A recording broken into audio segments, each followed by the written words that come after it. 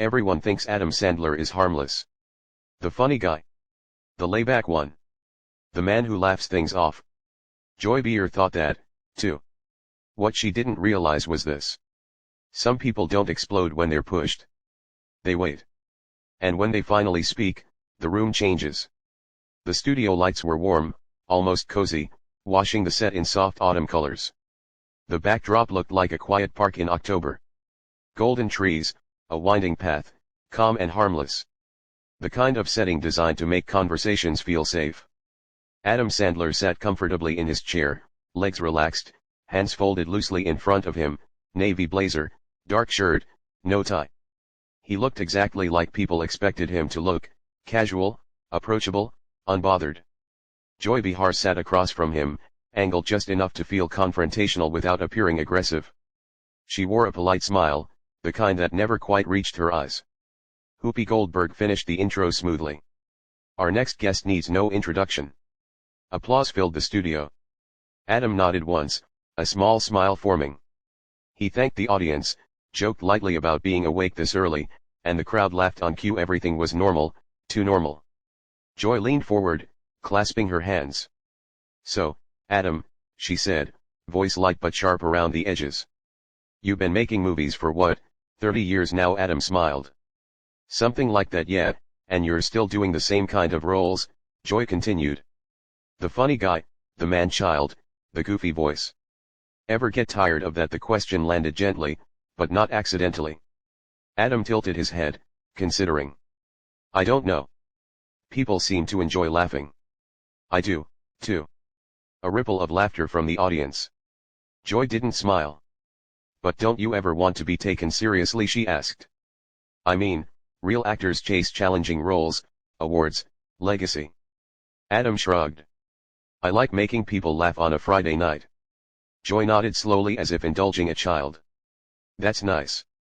But some people would say that's playing it safe. Adam didn't react. He picked up his mug, took a small sip, set it down carefully.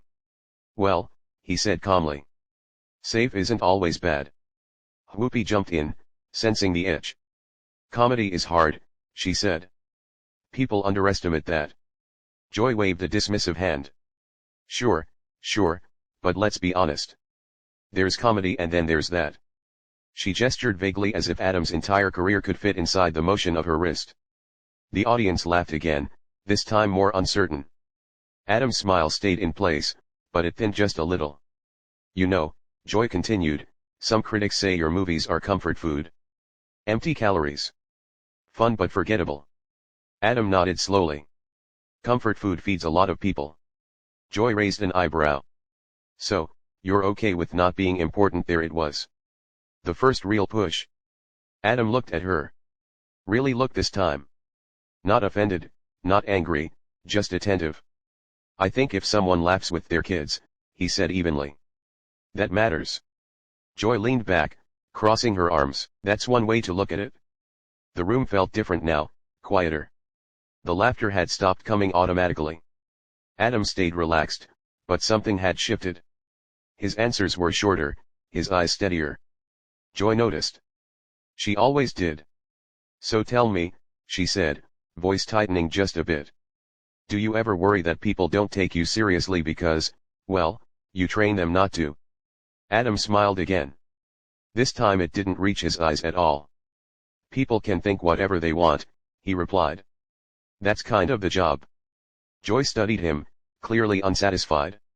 This wasn't the reaction she wanted. Not yet. The conversation moved on to a new project, to family, to fame. But the tone had changed. Joy's questions grew sharper, more pointed. Each one just a little closer to the bone. Adam answered them all calmly, politely, patiently. But beneath the jokes and the relaxed posture, something was building. And Joy Behar, confident, comfortable, convinced she was in control, had no idea how close she was to crossing a line that Adam Sandler would not laugh off. Whoopi tried to keep the rhythm light. She asked Adam about his kids, his friendships, the way he'd stayed grounded in an industry that eats people alive. Adam answered with that familiar, low-key warmth. Short stories, little jokes, a shrug that made the audience feel like he was one of them. But Joy wasn't done. Not even close. She kept watching him the way a person watches a door they plan to kick open. So Joy said, tapping a finger on her cue cards. You've worked with the same circle of friends for decades. Rob Schneider, Kevin James, David Spade, the whole crew. Adam nodded. Yeah, they're my guys. Joy smiled. Some people might say that's nepotism with better marketing. A few nervous laughs. Adam's expression didn't change, but his eyes narrowed slightly. They're talented, he said simply. Are they? Joy asked too fast. Or are they just around? Whoopi glanced sideways. Sarah and Alyssa both shifted in their seats. The audience's energy tightened again, like they had all collectively leaned forward without meaning to. Adam breathed in through his nose, slow, measured. We like working together, he said. It's not complicated. Joy's smile widened, pleased at the tension. It's not complicated for you, but for actors who don't have a built-in club, might feel a little different. Adam gave a small chuckle. You want me to apologize for hiring my friends? Joy tilted her head like she'd caught him. I want to know if you've ever considered that your success is insulated, that you don't really risk anything. That word risk hung there. Adam's jaw moved once, like he was chewing on the thought. I risk plenty, he said quietly. Joy pounced. Like what? Your reputation, please. You're America's pajama boy. People will forgive you anything. You could release a movie where you literally read a phone book for 2 hours and Netflix would still pay you. The audience laughed bigger this time because the line was designed to get a laugh. But Adam didn't. He just stared at Joy for a beat too long. Then he smiled thin and controlled. You ever watch a phone book? He said. Some great names in there. A ripple of laughter again, but it didn't release the tension. It just disguised it. Joy didn't blink. I'm serious, Adam. At what point do you stop coasting on goodwill and actually challenge yourself? Whoopi stepped in firm. Joy, he's made serious films, too. Sure, Joy said, waving her hand. A couple, but then it's right back to guy falls down, makes a fart joke, gets the girl. Adam's eyes flicked briefly toward the audience. He heard the murmurs. He heard the discomfort. He could feel the show slipping away from fun interviews. And Joy looked happy about it. Adam leaned back, clasped his hands together, and said carefully, why does it bother you so much that people laugh? Joy's mouth twitched. It doesn't bother me that people laugh. It bothers me that you're rewarded for doing the bare minimum. There was a small audible "oh" from somewhere in the audience. Adam nodded slowly as if she'd made a fair point. Then he asked almost conversationally. You ever meet someone who laughs because they're trying not to cry? Joy paused just a fraction. Sure, she said, but that's not. Adam continued smooth and calm. Somebody loses a parent. Somebody's marriage is falling apart. Somebody's kid is sick. They put on a dumb movie to turn their brain off for 90 minutes. That's not the bare minimum to them. Joy's eyes sharpened. So now you're a therapist. Adam smiled politely. No, I'm a guy who makes movies. Joy scoffed. A guy who makes movies and wants to be praised for being a decent human being. Now the audience was silent again. Whoopi cleared her throat. Let's talk about the new. Joy cut her off. Wait, one more thing. Whoopi's face tightened. Joy. Joy didn't care. She leaned in, voice slightly lower, more intimate, like she was about to share something real. People love you, she said. They think you're this sweet, humble guy. But off camera, are you actually like that, or is it another persona like the movies? Adam's eyes didn't move. What do you mean? He asked. Joy shrugged. I mean, Hollywood's full of nice guys who aren't so nice, and you've been protected by your image for a long time. The implication landed like a slap without the sound. Alyssa's eyes widened. Sarah's lips parted. Even Whoopi looked startled now, like Joy had stepped over a boundary that wasn't written down. But everyone understood. Adam's mouth opened slightly, then closed again. He didn't react the way Joy wanted. Not yet. Instead, he smiled, calm, almost gentle. Joy, he said, voice quiet. You want to talk about my work or you want to talk about rumors? Joy held his gaze. I want to talk about reality. Adam nodded once. Okay, he said. Then let's talk about reality. The way he said it made the room colder because for the first time, Adam Sandler wasn't joking.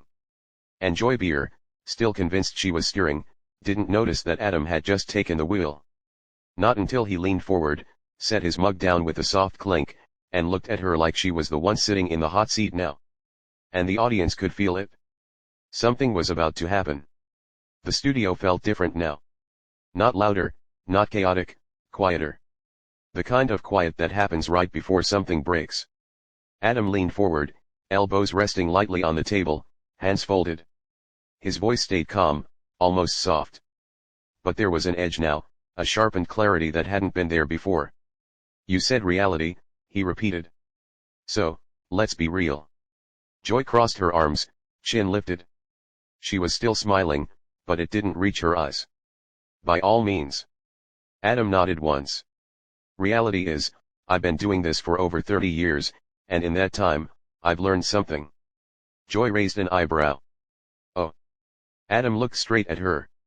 Some people don't want answers. They want reactions. A murmur rolled through the audience. Joy laughed lightly. That's a convenient excuse. No, Adam said, still steady. It's an observation. Whoopi shifted in her chair. Okay, let's Joy cut in again. So, are you saying I'm baiting you? Adam finally smiled, but this time it wasn't friendly. It was precise, controlled. I'm saying, he replied. You're not actually curious about me. Joy leaned forward. You don't get to decide my intentions. Adam didn't flinch. I don't have to. Your questions do that for you. The audience reacted audibly now, an uneasy mix of gasps and scattered applause. Joy's tone sharpened.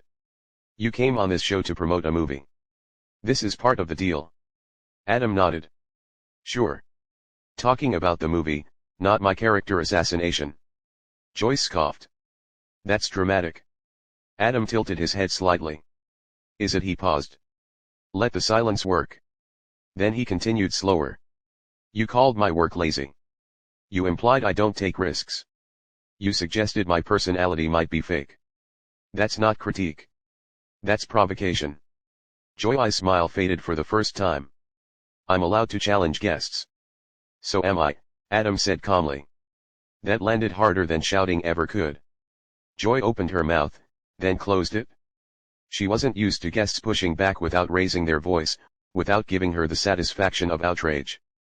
She tried another angle. Let's be honest, she said. Comedy like yours doesn't age well. The culture moves on. Adam nodded. It does.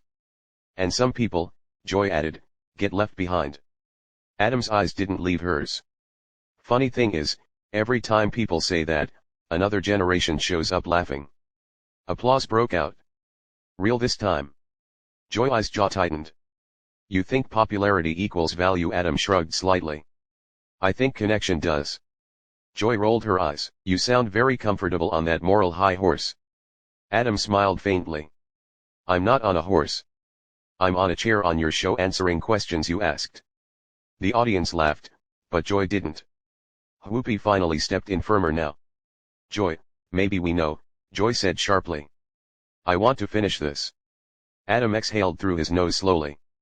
Okay, he said. Then let me finish something too. He sat up straighter now. The casual slouch was gone. The warmth was still there, but contained like heat behind glass. You talk about risk, he said. Let me tell you what risk actually is. Joy folded her arms tighter. Risk is putting yourself out there knowing people like you will tear it apart, Adam continued. Risk is being mocked for caring about the audience instead of impressing critics. Risk is choosing joy in a business addicted to cynicism.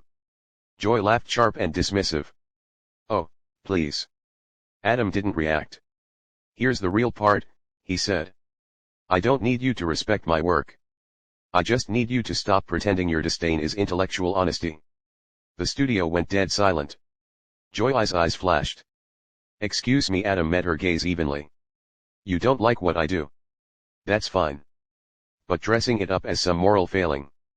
That's lazy. A collective "oh" rippled through the crowd. Joy's voice rose. You come on my show and call me lazy. Adam shook his head. No, I said the argument is. Joy pointed at him now. You think because you're beloved, you can talk down to me? Adam's voice dropped, cool, sharp. I think because I'm sitting here calmly while you keep escalating. The audience can see exactly what's happening. That was the moment Joy leaned back, lips pressed thin. She glanced briefly at Whoopi, then back at Adam. You know what, she said. Maybe you should take your sensitivity back to your sandbox movies. A few gasps, a few uncomfortable laughs. Adam looked down at the table. For a second, it seemed like he might let it go. Then he looked back up and the smile was gone. Joy, he said quietly. I've been respectful. I've answered every question. I've taken every jab. He paused. But I don't sit through insults disguised as commentary. Whoopi's eyes widened. Adam. Adam held up a hand. Not aggressively, calmly.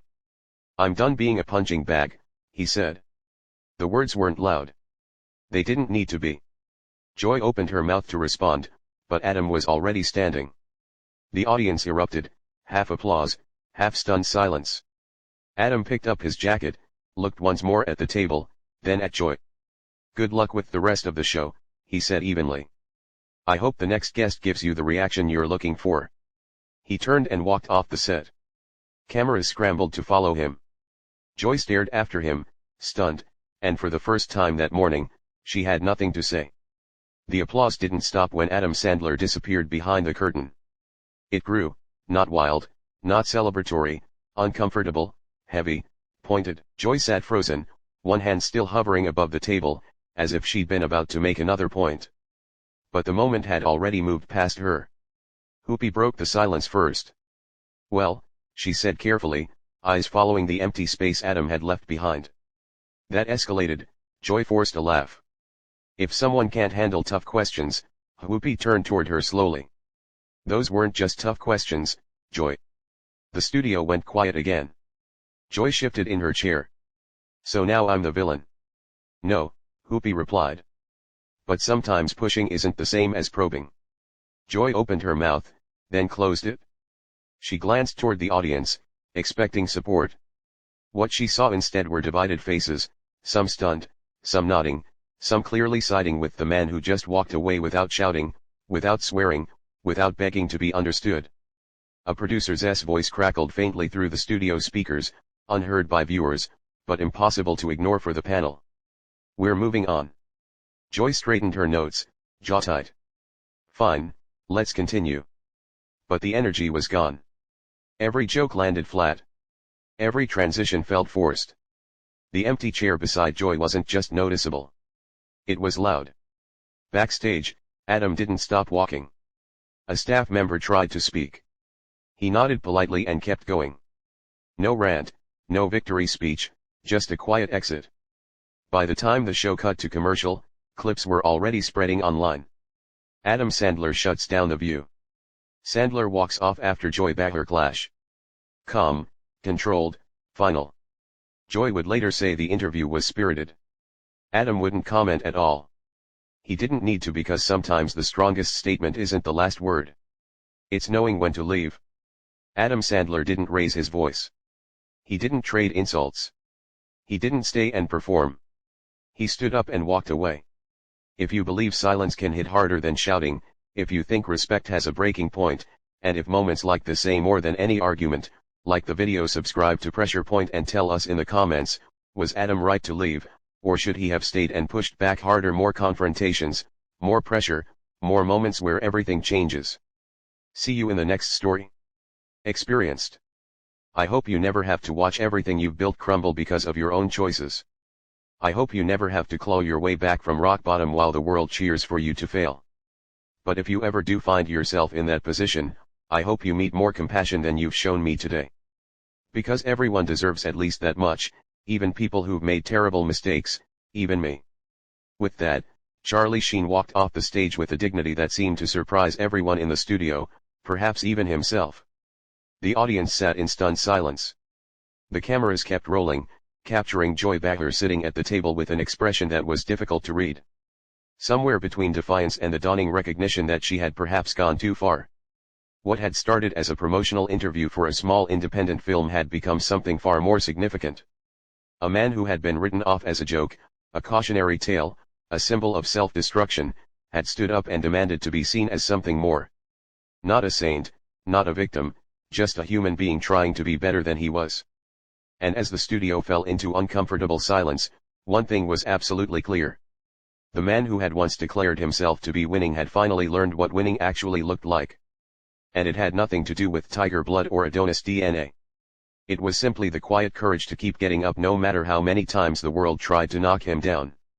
What do you think about this incredible confrontation? Was Joy Behar out of line, or was she just doing her job? Drop your thoughts in the comments below. And make sure to subscribe for more stories that will absolutely leave you speechless.